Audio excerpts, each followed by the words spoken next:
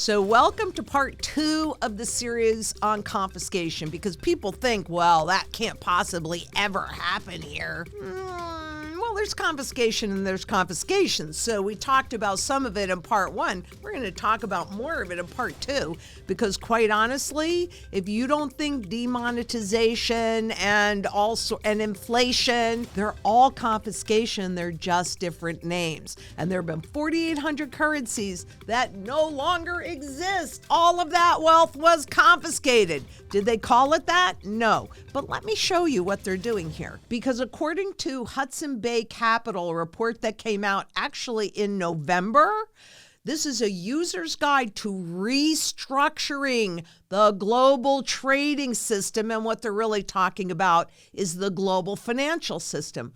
Why should you care about Hudson Bay Capital?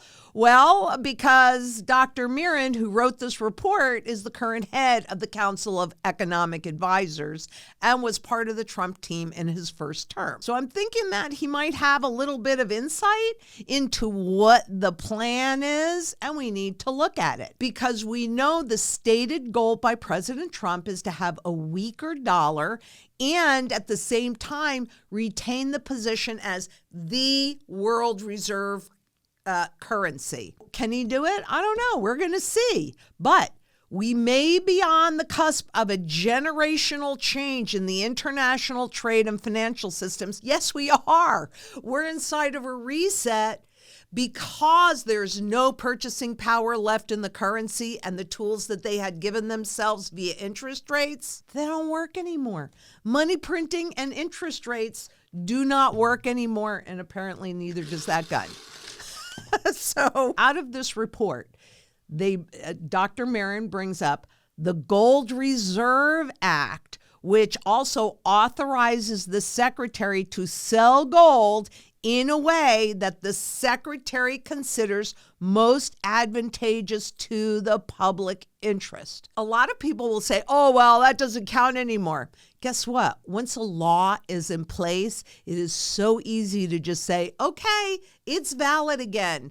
Governments get to do that. The most obvious and certain effect of a revaluation, what we're talking about, is gold revalued against this stuff, those overnight revaluations. The most obvious and certain effect of a revaluation is to provide the government with what may be styled a windfall profit, because they're sitting on the gold. Don't you think you should be sitting on the gold too? So that when they do this, you're already in place. We're watching what's happening in the physical markets. And this, I love seeing this, because I've been talking about this for years and years and years. Gold glitters as the unimaginable becomes imaginable. In other words, a gold confiscation and a gold reset. That's what they're talking about here. And this is current. And I'm hearing them talk about it as well on Bloomberg. So mainstream media is now beginning to discuss a gold revaluation. Giving you a second to let that sink in, because of course they will. There really is no choice. But why would all of these governments and countries be buying gold? Well, geopolitical turmoil, inflation. However, there is a third, less noticed issue. What is that third, less noticed issue? Hedge fund contemporaries of Scott Bessent, the hedgy turned U.S. Treasury Secretary, are speculating about a revaluation of America's gold stocks. Do you hear this? They are speculating about a revaluation of America's gold stocks. Of course, that's what they ultimately have to do in order to go into a new system. They have to reset the old one. Gold is likely to be a key pivot for the new system the Trump administration is clearly trying to engineer. I say bravo. We need to have gold in the system. And what Mirren's memo shows is that once unimaginable ideas are now becoming entirely imaginable. And for me, oh my gosh, That gives me so much, I'm getting chills. That gives me so much hope to have gold a part of the monetary system again. We've got a shot, everyone. We've got a shot. We've got to come together in community because there is power in numbers, and we may just finally actually have an opening. This is the opportunity for the public to take their power back, and all you have to do is convert your fiat money into sound money, physical silver, physical gold, and especially physical gold. But they all have different functions. Another story for another day. Gold revaluation and the hidden motive behind central banks' gold buying. This article was back in June of 2023. So we know that the central banks have been net positive buyers of gold since 2010, though they started to buy in 2005. Way before the financial crisis that became visible to you in 2008. So these are the guys in the know. And I always think that you should allow or whatever the brightest minds on any given topic are doing for themselves, you should be doing that too. Because quite frankly, every single central bank has a gold revaluation account. Now, they can use it just with the spot market, or they can use it in other ways too, which is to clean up their balance sheet. More about that. This is from the Bank for International Settlements. And the point of this is to show you at the very highest level, because this is a central banker's central bank, the biz. There is their gold revaluation account, and it's deemed in ounces.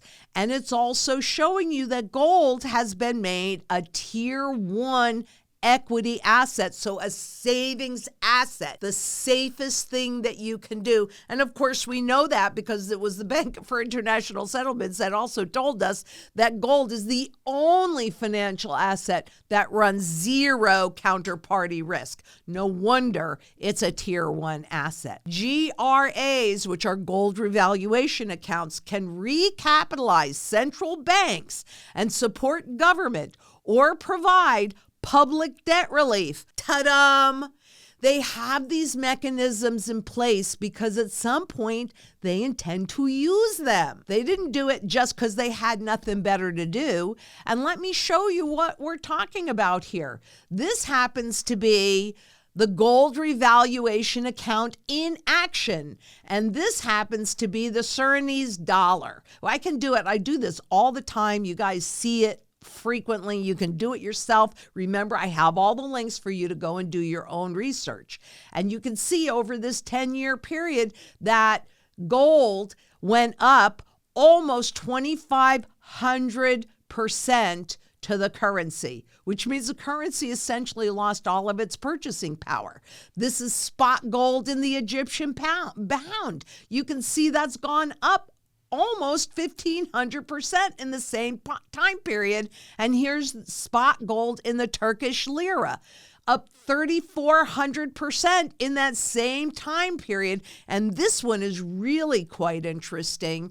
And this is the Venezuelan bolivar. And I've been following Venezuela and what's going on since 2006. They are on their 6th iteration of a new currency.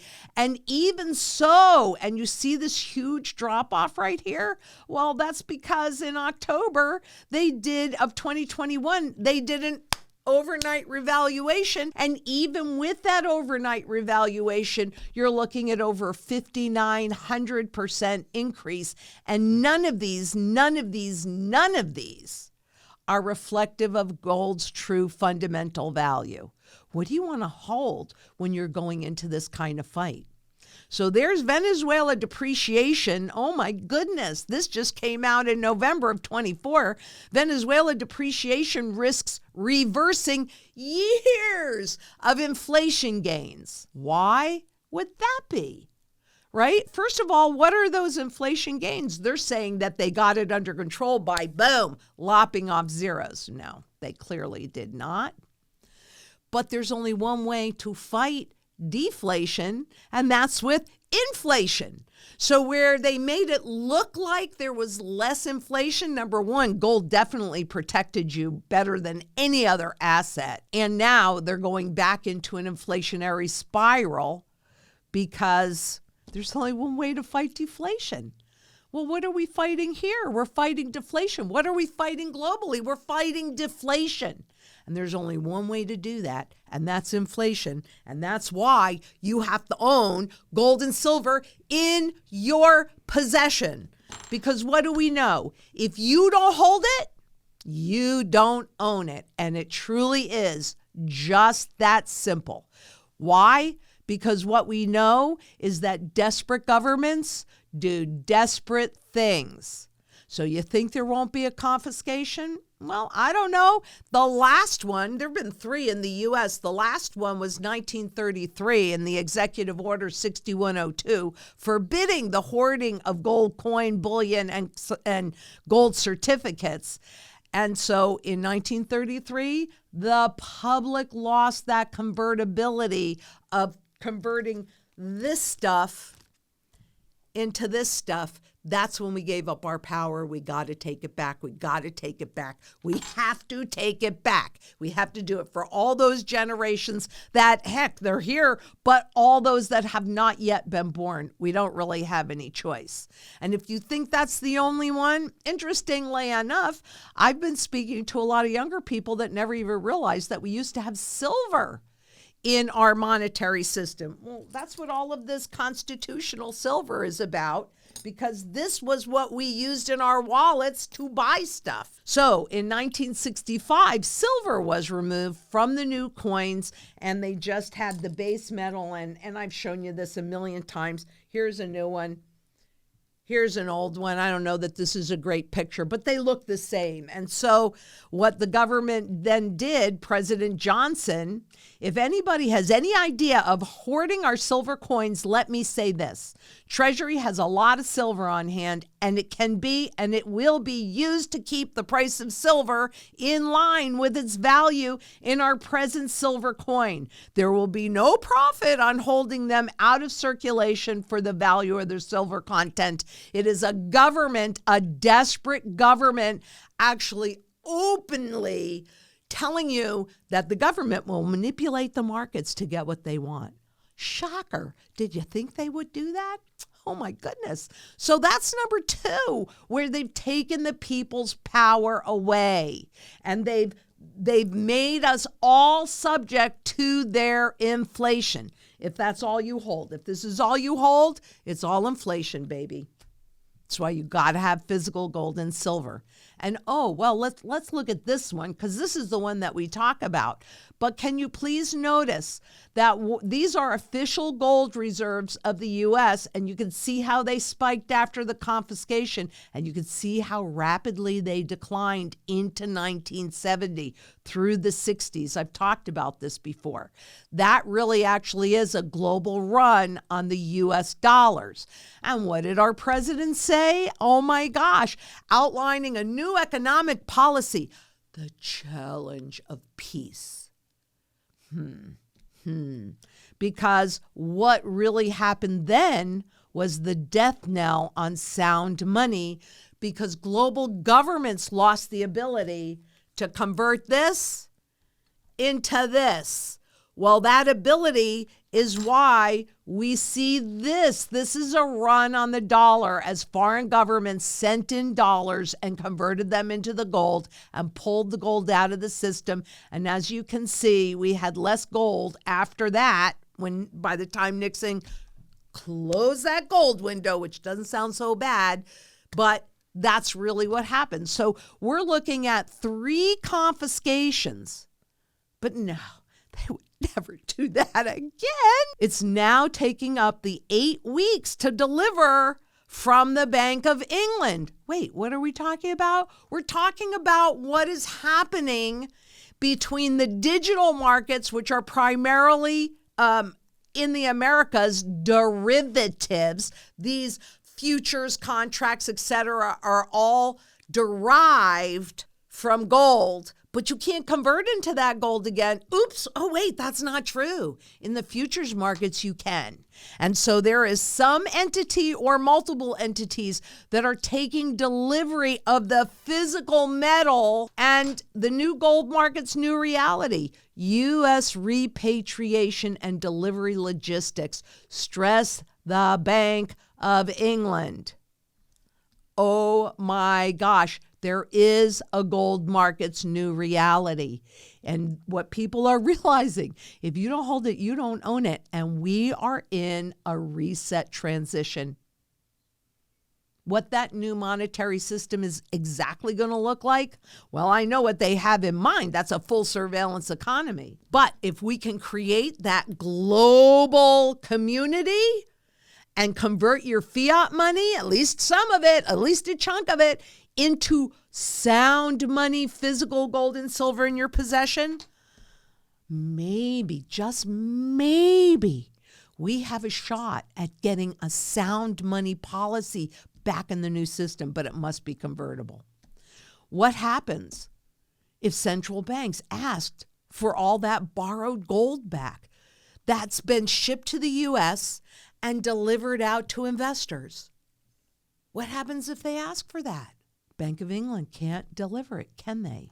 Nope. So the gold clause and CBDCs. Okay, now Martin Armstrong has been known to really like gold, but typically he only talks about bullion, which is what most people talk about.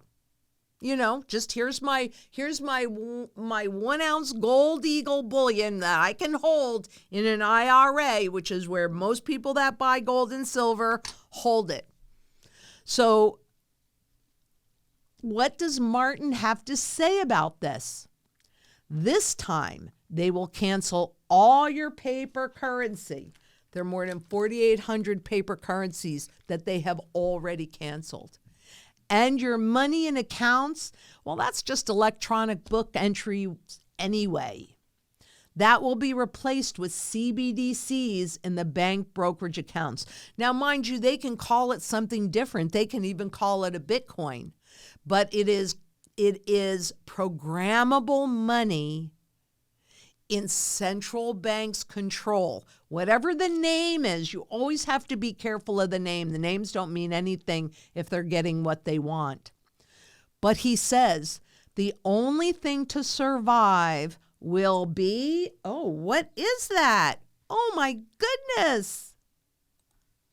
Tangible, real, numismatic coins before 1933. That's the first time I've ever seen him say that. So interestingly enough, we're seeing a lot of new thoughts that are coming out recently. They may outlaw bullion in transactions, and just as they altered all private contracts, nullifying any clause that required payment in gold, like the gold clause, which I'll talk about in a second, we must understand that they can do that even to cryptocurrencies, outlawing such transactions. So it doesn't really matter what they're named, if they're private, if they're public, right? Governments get to do whatever they want. But the reason why I believe, like Martin Armstrong is believing, that this will be the last person standing is because there's clear historic precedence for it. You tell me why I cannot hold this pre-33 raw coin in an IRA. I can hold this one. They are exactly the same gold content weight. They are both issued by the U.S. government, though this was used in circulation. This never was. This is classified as a collectible along with this. And a lot of this, many, many thousands of dollars. So much more challenging to confiscate. But let me tell you, you've got 1 ounce of gold, and there are people that'll pay $15 million in this. They're not going to be able to confiscate it. It makes up less than 2% of the total gold market. This is the safest thing that you can own. That's what I saw with my Uncle Al in 1964. That's what I see again in the future. And because I know absolutely 100% that gold is not reflecting its fundamental value, even though the spot market is going up. They know that too. They know that they've suppressed it for so long. But now everybody else is starting to figure that out. And with the inability, what happens if all those central banks that the Bank of England is leasing out their gold that's being delivered out? Do you see that problem? What do you think those governments are going to want to do? They got to find gold somewhere. It's the only way to protect them and enable them to keep their power, enable them to keep their freedom, enable them to keep their choices. Sounds kind of similar, doesn't it? Don't spend more than the fundamental value. Why would you? It's not necessary. Unless you are a true collector, that's a different deal. But as long as you don't spend current fundamental value, the more debt that's grown, the higher the numbers go. But this, as we sit here, actually, it's not that. Here, it's this. As we sit here, this is worth over $42,000 an ounce based upon all the debt that's been created to create the money. And what's it trading at right now? When I looked earlier today, it was something like $29.20. Chump change. Chump change. You can do it with this and protect yourself. It's another layer of protection. So that's part 2 of this, but I want you to just realize one key thing. Historically, what survived in 33 were these. The only thing to survive will be tangible, real, numismatic coins before 33. Now, Martin believes it, and I certainly do. I've believed it for a very long time. But what's amazing to me is all of these things coming out. There's a reason. The rush to gold has begun. The rush to sound money has begun. Are you participating? And can you put together in your little local community a way to make sure that you can survive this transition? And with gold, not only can you survive it, but you can even have wealth transfer your way. That's another thought for another video. But this is important. Confiscation, of course. There's so many different names, as you saw in part 1. And part 3 will be coming out next week.